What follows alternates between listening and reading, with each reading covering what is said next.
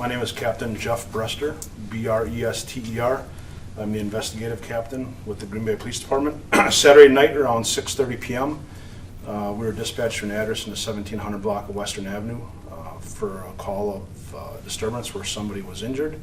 Once we arrived, we did find a deceased male within the residence and then started a homicide investigation based off of our initial information, which was released in our initial media release.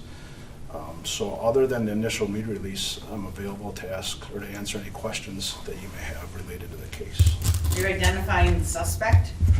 We are not identifying the suspect. We're currently working with the district attorney's office, and once they verify everything, then hopefully this afternoon, during the court appearance, we'll be able to verify that afterwards. Are you able to tell us why you decided to rule this a homicide? Like, what did you see in terms of the scene? Anything like that? Any details about that? That we're not releasing yet. Obviously, that's part of the investigation and to determine everything, but based on our experience and our investigation techniques and information we had, we determined it was a homicide. Did the victim live in the house where he was found? We cannot confirm that information yet. That is part of the investigation. Again, we're less than 48 hours within it. We're still, as most investigations related to homicides are, it's a very complex investigation, and we have so much information flowing in initially. We're trying to get that all organized. You know that you did take a suspect into custody. Was he taken into custody soon after the victim was found, or was he at the property? How was he apprehended? Shortly after the time of the call, we were with the suspect, if you will. That suspect was brought to the police station. During our investigation, through what we learned, then we decided to make the arrest at that time, based off the information we had. But it was relatively shortly after the call itself, yes. Who called 911? I don't have that information. I'm sorry, I don't know who it was. Did the suspect live at that house where the victim was found? We're still part of that also to verify, and that'll be released once we get the positive or the verification from the DA's office of the suspect and the charges. We can release that also then. Go ahead. I'm sorry. Did anybody attempt life-saving measures, or was this person clearly dead? When officers arrived on scene, we did attempt life-saving measures, including CPR, along with Greenbay Metro Fire Department. However, our attempts were unsuccessful, and the victim was pronounced deceased at the scene. Who is the victim? We cannot release the victim's name yet. So my understanding is this an isolated incident? Yes, so again, with the investigation as early as it is, but the information we have so far is the suspect that we have in custody is the only suspect involved in this incident. The public is not in any danger. We're not looking for anybody involved that could be dangerous to the community. So we believe, with the information we have right now, that there's no other danger, yes.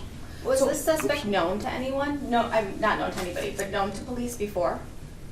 I don't know that. I didn't look up the suspect's file myself yet. So I feel like the west side is often where we hear a lot of these homicide calls and cases. Do you think it's safe to say that the area receives a lot of, cases like this? And if so, are you concerned about that at all? Do you have anything to say about that? And I don't want to speak on all the other cases, but in general, the cases that we have of this magnitude within the city of Green Bay are normally isolated incidents versus the larger cities like Chicago, New York, things like that. So in general, like you said, we've had a rash of some incidents in this area recently.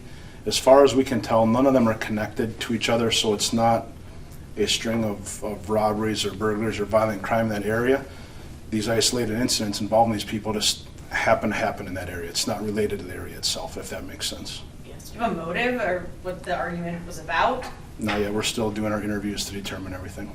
A neighbor had said that the suspect was schizophrenic and off his meds, and a police officer told him that. Can you confirm that at all, or? Right, I saw that in the media, but due to HIPAA, we can't release any medical information related to people. But it is part of our investigation. We look at everything. The manner of death, like, is it a stab wound, a beating, a gunshot wound? Or we can't release that right now, and the reason we can't is the autopsy is actually being performed right now. So technically, until we get the manner of death from our medical examiner, Dr. Douglas, we're not allowed to release that. But I would assume, well, I don't want to assume, but we don't have that yet. We'll release that when we can. There's an Owen Backus in the county jail for Homicide. for reckless homicide. Is that connected to this case, or you? Again, there's a lot of information out there, and until we get the blessing from the district attorney based on our review, we're not going to confirm anything. But without promising anything, I don't know why we wouldn't put out a confirmation this afternoon in another media release. Do you anticipate the suspect appearing in court today? Based off my initial conversations with DA Lissay, yes. Again, something happens in court, I don't want to come back to me saying, you said they're going to court, but our intention is that he will appear in court today, yes. Think it'll be a criminal complaint or just a probable cause? hearing? That would be up to the Brown County District Attorney's Office, and we'll take a couple more questions and then we'll be done for today. No motive or anything? Nothing that we can release right now, no. Are the victim and suspect related? We don't know that yet, we're still part of the investigation. What have witnesses told you? Or, have you talked to witnesses? Have you canvassed the area at all? Yes, we have. Like I said, as with any other homicide, large event, we talk to neighbors, witnesses, whoever we can in that area. But again, the details of those conversations, we can't release yet due to the so early in the investigation and how it affects it. But the district attorney will be aware of those to make his decisions on how he wants to charge. Do you still have people on scene at is it a home? Is it an apartment complex? Is it a? It's a house. We do have officers on scene yet. We will be holding the scene as a crime scene pending the completion of the autopsy. So if everything goes as planned this afternoon, I would assume the scene would be released.